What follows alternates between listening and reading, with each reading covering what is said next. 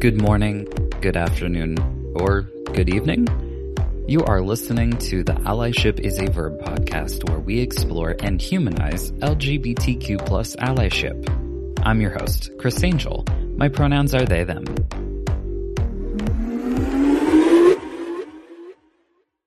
Hi, my name is Tasha Colin, and my pronouns are they, them, or she, her. Before we started our interview, Tasha shared that they are fine with folks mixing their pronouns around and has no preference of one set over another.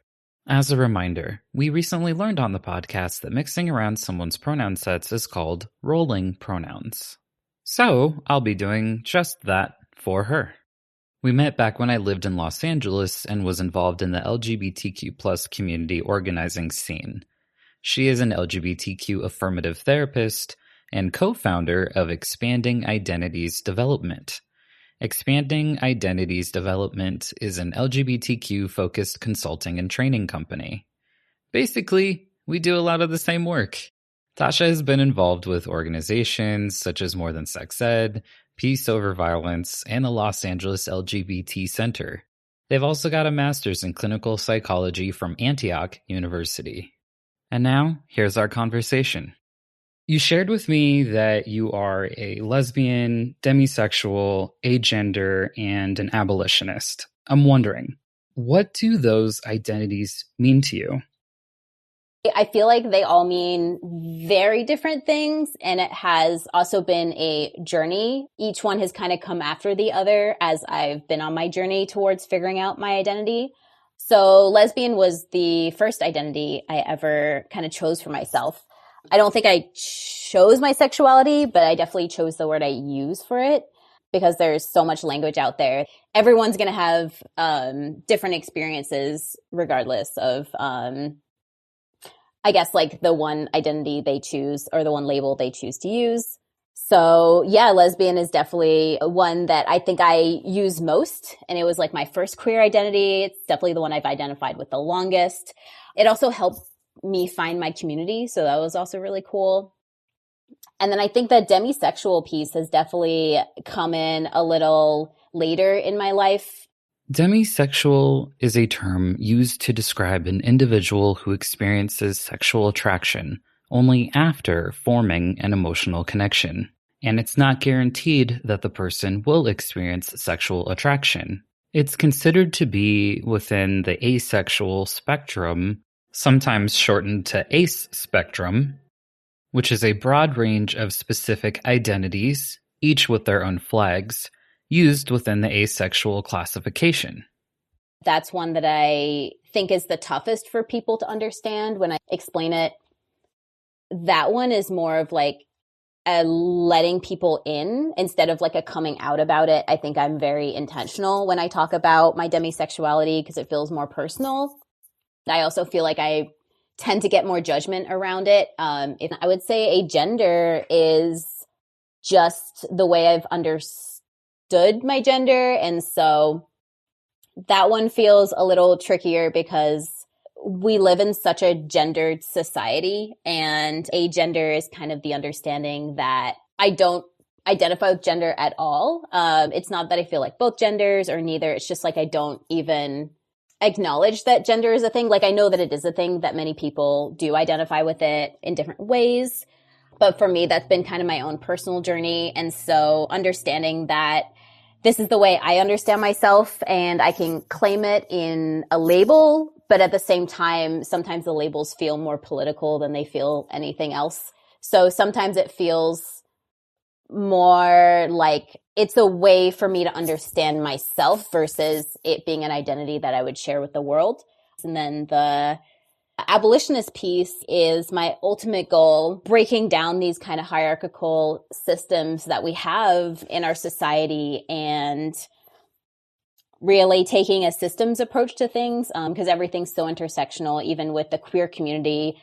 There's been so much harm done to the queer community historically. And so from an abolitionist kind of mindset, approach, way of moving through the world, I really want to be intentional about the ways in which I maybe perpetuate systems of harm and then kind of like challenging that and then kind of just everyone around me, just, understanding the ways in which the systems work together. And yeah, the ways in which our society has perpetuated violence against all different types of minoritized populations. So yeah, that's kind of how I understand my abolitionist identity in myself. Awesome. One myth and misconception I've heard about demisexuality is that the label isn't necessary because it's already the norm, or that it's already the default. So why are we giving it a name and definition? Can you help to break down why this isn't true? Yeah, that's a great question. I think the only way for me to kind of explain that is to explain my own personal experience with it, where growing up, coming into my sexuality, and not just my lesbian identity, but all different parts of my sexuality, and also understanding more about the different types of attraction has really opened my eyes to how I navigate through like who I'm attracted to, how I'm attracted to people. I guess the easiest way to explain it is kind of through examples where there was always this kind of like assumption that if I went out to, say, a bar, like a queer bar, lesbian bar or something, where, my friends would always ask me, being like, oh, hey, that girl is cute. You should like hit on that person, or like, what about that person? And for me, it's like my friends were always comfortable kind of like, oh, they're cute. I'll go up and talk to them and maybe something will happen, and like one night stands and all that kind of stuff. And this kind of like sexualized kind of like mindset where there was something in me that was like, that feels really uncomfortable. Like I really don't feel comfortable doing that. And then there just felt like all this pressure to like be sexual with people, when it really takes me a long time to feel that sexual attraction to someone. And I've never felt sexual attraction to someone I just met before. It truly needs that emotional connection. I don't identify as asexual because I do still experience sexual attraction, but it definitely needs that deep emotional piece first. Yeah, there's always been kind of this pressure to like be more sexual than I actually am. And I thought there was just something wrong with me. And I kind of just like pretended that, I don't know, I'd kind of just like go along with it. If like friends said something, I would kind of just go along with it, but knowing that that's not totally in alignment with like how I truly feel. Yeah, it's kind of even the idea of like going to bars or like anything where there needs to be this kind of like instant attraction. It just reminds me that I'm not like everyone else, or I don't think like everyone else. It's interesting because you mentioned that it's why have this identity when it feels like the norm. But I think when you really get into understanding the different types of attraction, yeah, it just feels like when you really get down to it, there does feel like this differentiation between the way my friends are able to engage with folks, where it can just be sex and there's no emotional feeling. That just feels so foreign to me. I can't even fathom kind of what that would be like. So I came to understand demisexuality is like, oh, I'm not like that. So then who am I, kind of thing. So I've kind of defined my sexuality by what I'm not in that sense, which has been interesting for me. So I guess, and this is maybe where the allyship part comes in, where it's like, this is how I would appreciate people going about this identity for me, in terms of like, I would love people for just to like stay curious around it versus like, being like, oh, that's weird, or like it doesn't, or for people to just to kind of dismiss it. Cause I feel like it's very dismissed because it's like, it feels very nuanced. And I think that's where people get stuck, is like, there's this like idea of like, okay, with, other types of identities like lesbian or gay or non-binary or trans, or, other identities that are technically more well known in our society. I think people can understand them more because there's more examples. They feel more tangible. Whereas like demisexuality feels less tangible because attraction is very nuanced. And it's kind of like another layer of the identity. So it's like people think, oh, lesbian, and that's it. And it's like, no, because then so many different people who identify as lesbian are going to experience their actual sexuality in different ways. So I would love for people just to like stay curious and just, you know, ask me questions about it. And also understand that, you know, if I'm out in a space with someone where there is this, like, if it's like a sexualized space, or, you know, if it's a bar, or spaces where there is this like expectation of some sort of like sexual connection, to just like be mindful that I'm not going to experience it the way they might experience it. So that's kind of the long answer for that. You had said early on that claiming the identity of being a lesbian was pretty early for you. It was like one of the first identities you latched onto, and later came to understand yourself as also being agender. Now, for folks who are especially newer to the LGBTQ plus community, trying to wrap their heads around those two identities and how those can coexist can be a lot. I'm wondering, did you experience any trouble reconciling those? And how do you explain that you are both a lesbian and agender to folks, knowing that, you know, typically the general explanation of lesbian might be like a woman who loves other women, or something like that. So how have you reconciled that for yourself, and how do you explain it to people?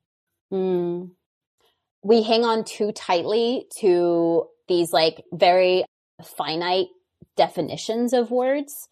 And I think that ultimately does us a disservice, because then then people tend to struggle with like understanding how two can coexist at the same time. Whereas like I have many other identities within myself that, like, I also am femme presenting. There's just all these identities, and I don't think they'll ever be able to like match up to one another for people's standards or people's expectations. I think the way I understand my gender identity just feels so different from the way I experience my sexuality. I guess clear-cut definition of what lesbian is like a woman-identified person who loves other women-identified people. But then it's like, that's also not taking into account like sexual attraction versus romantic attraction. And so it's like, it's one label can't, you know, explain everything. So I think that I haven't found another word for it that would explain exactly my experience, because my experience feels so nuanced, that I think that at the end of the day, it's more just about staying curious. If other people can't understand it, it's more about what resonates with me, what aligns with me, and what feels good for me. I can explain it until the cows come home to people.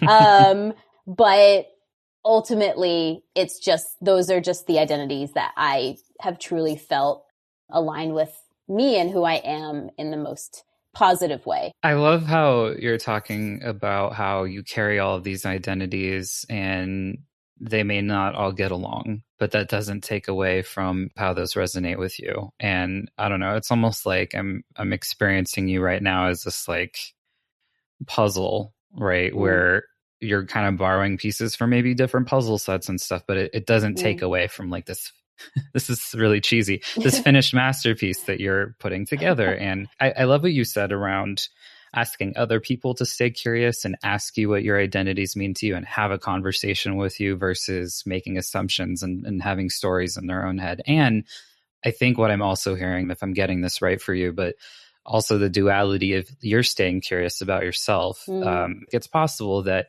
you may, I don't want to say abandon some of these identities, but maybe like release them and pick up other ones along the way as you go. Yeah, absolutely. I am always open to myself changing and identity just being fluid and staying very present in that and continually checking in with myself, where it's like, okay, do I still feel like my pronouns are they, them, she, her? Do they feel different? Yeah, it's just, again, like you said, like still being curious about myself as well. We are so fluid and changing all the time. Like, I think I would do a disservice to myself if I felt very like chained to these identities, because then that doesn't allow me to grow and evolve as needed. So. Mm-hmm. At times when people come out within the LGBTQ plus community, they can field a lot of invasive questions from well-intentioned people. And with that in mind, I know you said that you'd rather have conversations with folks and have them ask you questions. And I'm wondering, are there questions, or at least one question in particular, that you wish people would stop asking you?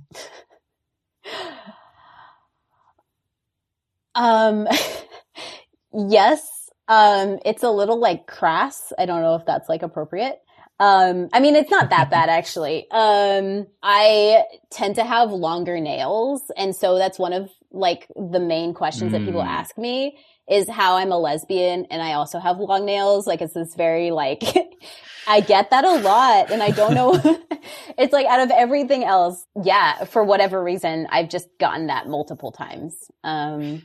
Well, we could have a whole episode about that because, I mean, there's also people who are very particular about which nails you clip for, sexual activities. Right. There's a lot of debate. There's like, there really is, as far as like, which usually two it is, right? And so it's just like fascinating that people are like, pointer finger and middle finger, or middle finger and ring finger. And anyway, I'm not going to ask you that. So I do appreciate that. And yeah, people are curious, and it's, I don't know. I think it highlights this larger issue of we can have a very limited understanding of sexuality and how to express that and engage with others. And so I guess, what's something you wish people asked you more of instead? I wonder actually why people don't ask me this more, but I use both they, them, and she, her pronouns, and no one really asked me about it. I personally feel like I definitely identify with both pretty equally, because I don't think I could compare and contrast being like, oh, I feel like they feels like 60% and she feels like 40%. Is kind of like, I can't really, they both serve very important purposes to me. I don't think a lot of people ask why I use them, but also not a lot of people ask if I prefer one over the other either. So I think that's really interesting too. That's something that I asked you before we started recording. Absolutely. Was, I did want to acknowledge that you use both sets. And to your point, sometimes when people put one set first, it can be the one that they may prefer the most.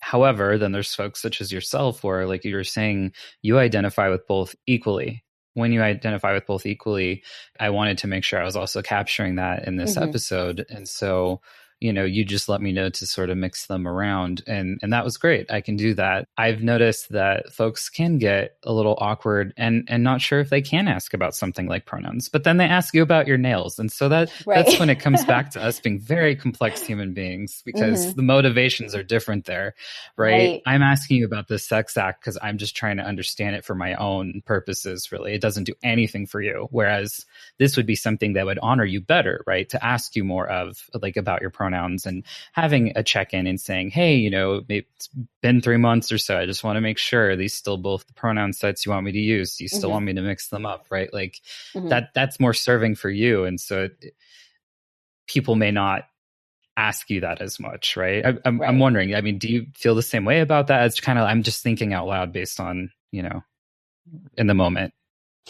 Yeah, no, definitely.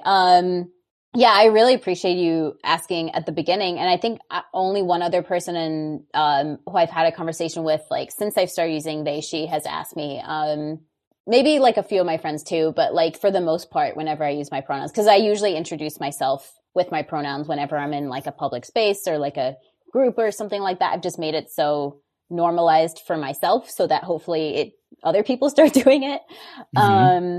Yeah, like to make it something that you don't just assume, but yeah, every, like you said, just do a check-in again would be like, it's also allowing me to check in with myself as well. It kind of gives me I don't know if the permission is the right word, but it kind of like, it sparks this thing for me being like, oh wait, are my pronouns still this? And like, it allows me to check in with myself as well and to do that. So it's kind of like, that's kind of cool as well. So we'll be right back after this break. Is your water bottle lonely, lacking colorful stickers? Is your reusable to-go coffee cup just not queer or gay enough? Do I have stickers for you? My 2 and 3-inch stickers are in a hexagon shape, so you can playfully arrange your pronouns and various LGBTQ plus flags. Even better, they're holographic. Check them out on my Etsy shop at Gender Sexuality Info. Go to gsi.gay and click on the shop link. Thank you for listening. And now back to the learning. Yeah, and it's this whole thing around consent and just wanting to honor what other people are needing. So, absolutely, yeah. For us, and because I use they, them pronouns, it may seem to some folks that it would make more sense for us to check in with each other. But I don't know. I think there's opportunity for everyone to just be able to check in and say, hey, is this still working for me? Maybe not. And no harm there. And just checking and just being like, no, feel pretty firm, in the pronouns I'm still using here. And, yeah, it's interesting. At times, people in the LGBTQ plus community may come across a book, a movie, song, or something like that that shifts their life and can even give them permission to be or embrace who they are. Was there a similar moment that inspired you to be who you are today? There was this one book when I was a sophomore in high school that I randomly came across in a bookstore one day, in like the young adult section. I don't know how I found it, but I saw the front cover and it had these 2 girls on it. And I was like, something just like lit up in me. Like, I just was like, oh, what is this? Like, I had never, I don't know. It was just, and I was like, 15? And I remember buying it and just like reading it secretly at nighttime, like under my covers. I felt like someone was writing my story. Like, I felt so seen. It was such a simple, like very like cheesy, like teenage love story between these 2 girls at high school. And I feel like it wasn't even that long ago that I was in high school, but nowadays I feel like there's so much representation.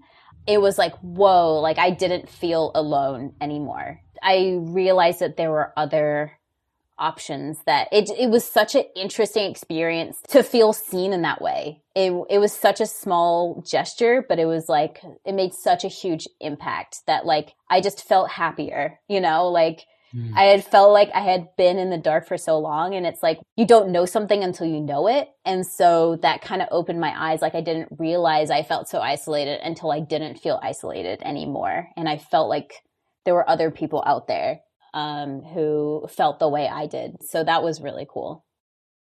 It sounds really powerful. I'm wondering 2 questions.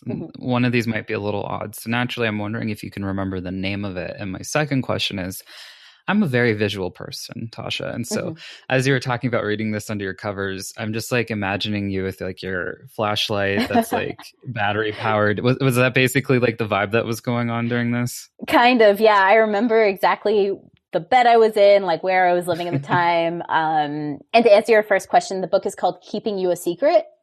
Where I was like kind of buying it at this bookstore, like hoping no one would see it and like having that secret. And so it felt like it went with the whole theme and vibe of it.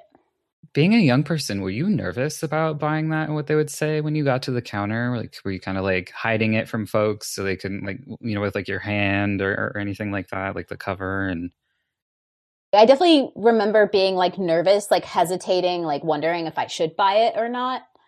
But I think the cover wasn't too explicit. So I felt like it was like still pretty safe. So yeah. Yeah.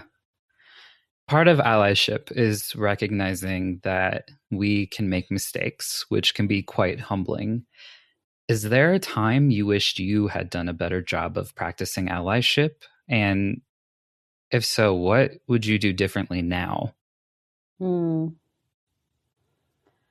I think in the past have assumed things that I probably shouldn't have.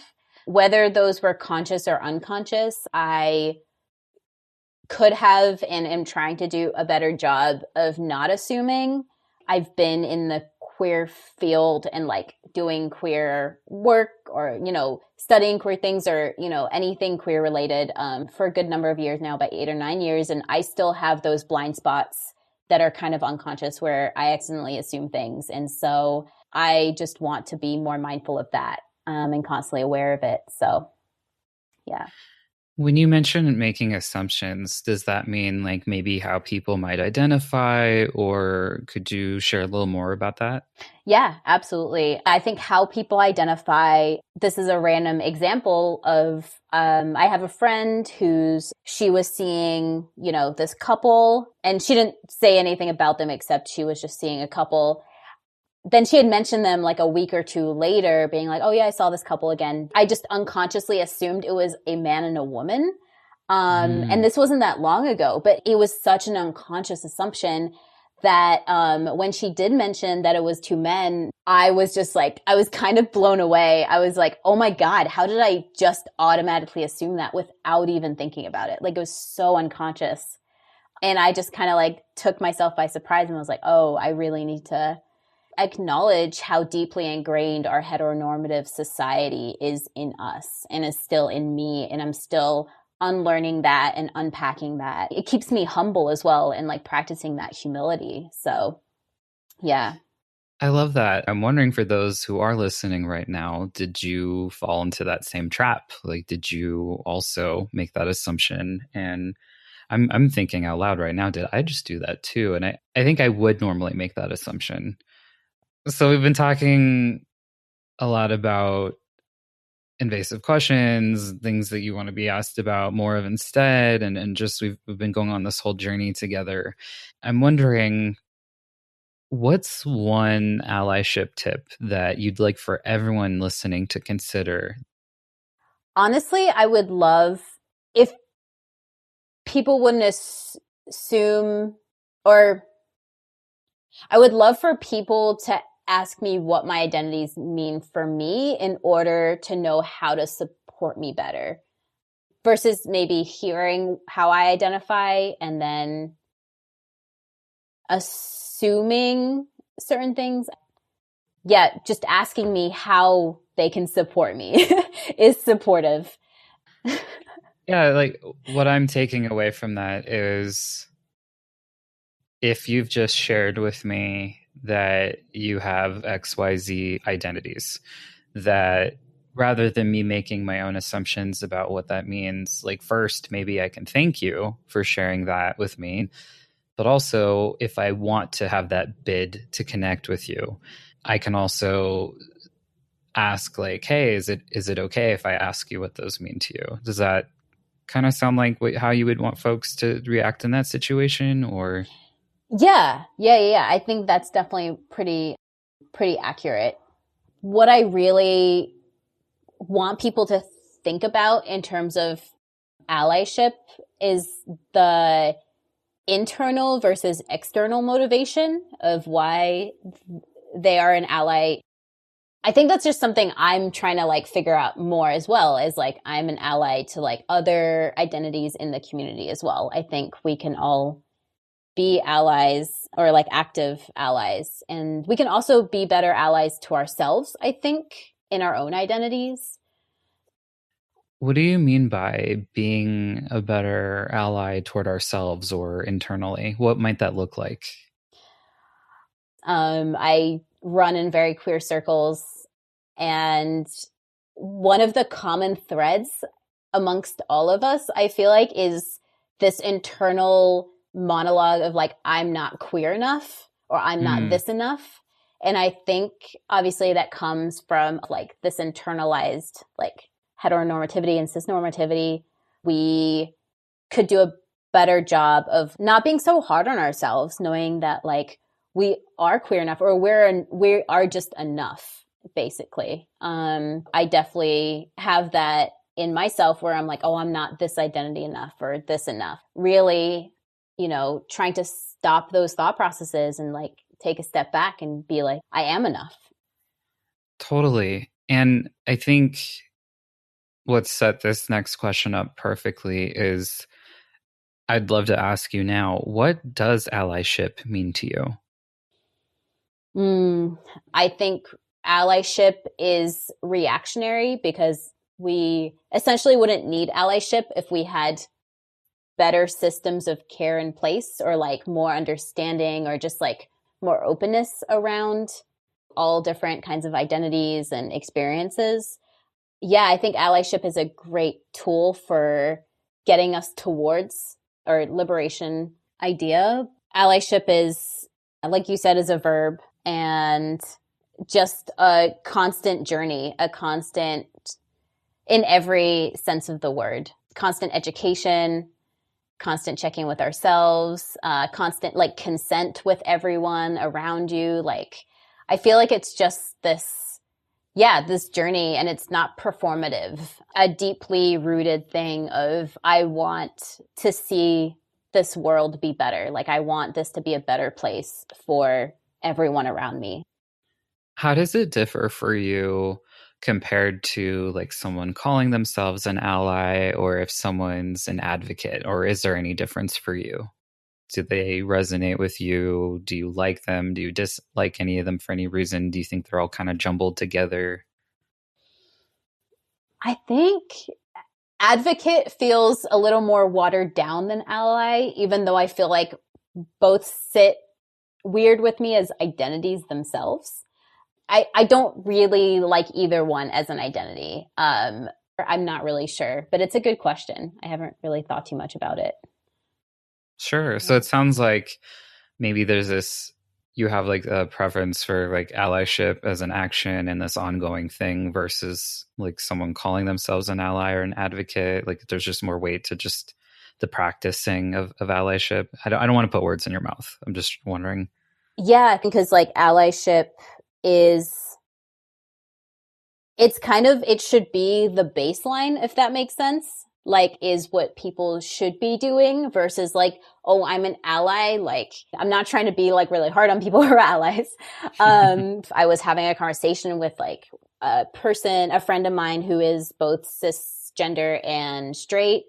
And they were explaining to me that, their boyfriend is not homophobic. Like, she was very like surprised that like he didn't have any homophobia in him. Like, I was like, okay, great, but then in my mind, I was like, that's the bare minimum. Not being homophobic, not being queerphobic is like the bare minimum. Yeah, it should just be something everyone should be doing versus like a label or like something that other people aren't doing. And this differentiates me from other people, if that makes sense.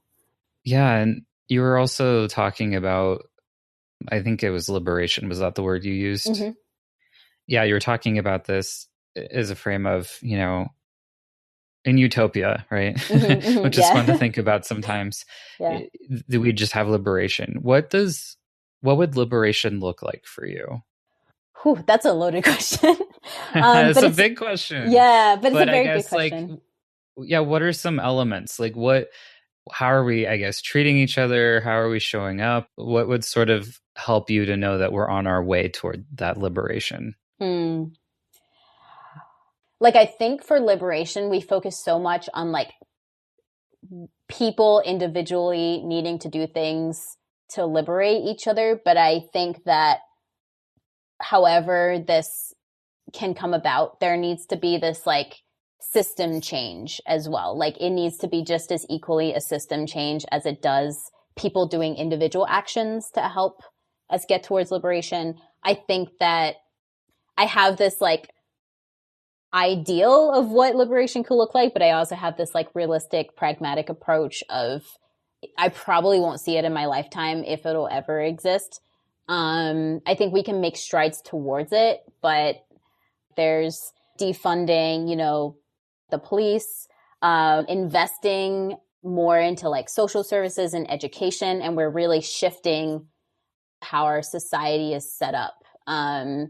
And that takes both, individual and system change, and then everything in between. Once those systems become more balanced, because they're the wealth disparity and racial disparities and just everything in those contexts, yeah, if we can move towards kind of balancing more and allowing people to live better lives, and there's not this like huge gap and these, all of these conflicts and everything that society is kind of going through right now and has always kind of gone through. Is there's always conflicts. No one can ever agree on anything. And I'm talking about, I guess, America specifically.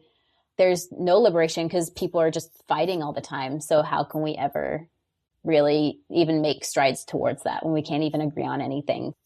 Yeah, and then I think what's challenging too is like as you're sharing these systems that we're dealing with and challenges we're facing, it kind of almost can feel like liberation isn't attainable because to your point, like you just mentioned about how we can't all agree on everything. And surely that definitely even shows up within the LGBTQ plus community. Yeah. Mm-hmm. Yep. And so it's like, at what point, how do we get to decide what gets to be like the one truth for everyone if that's not how everyone's feeling? And does that mean then we're in this giant echo chamber? And I won't let us explore that rabbit hole today, but I think it's interesting to think about. And I guess we've covered a lot today, Tasha. And the last question I want to ask you, and I know this is a big one for you, and so I'm wondering, can you share about one time that you felt truly supported by someone and what they did to show up for you, especially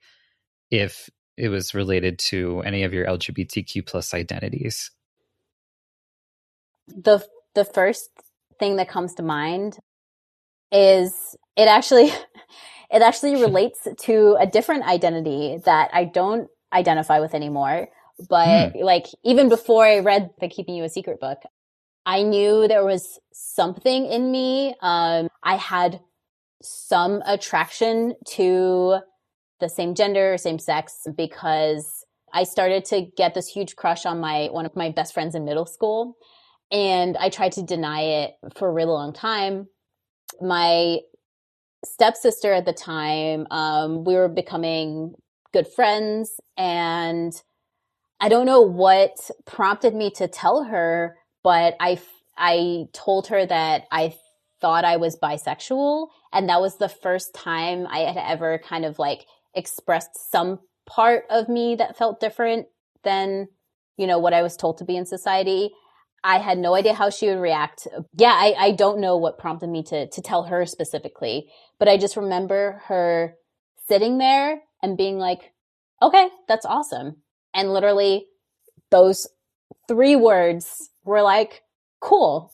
I felt like this huge weight, like this relief of like, oh, I'm trying to figure myself out, and that's okay. Like just even exploring things is okay. Even though like I phrased it like I think I'm this, she was like, okay. And she just sat with me, and it just like, it was like this container of just like, it just felt so safe in that certain moment.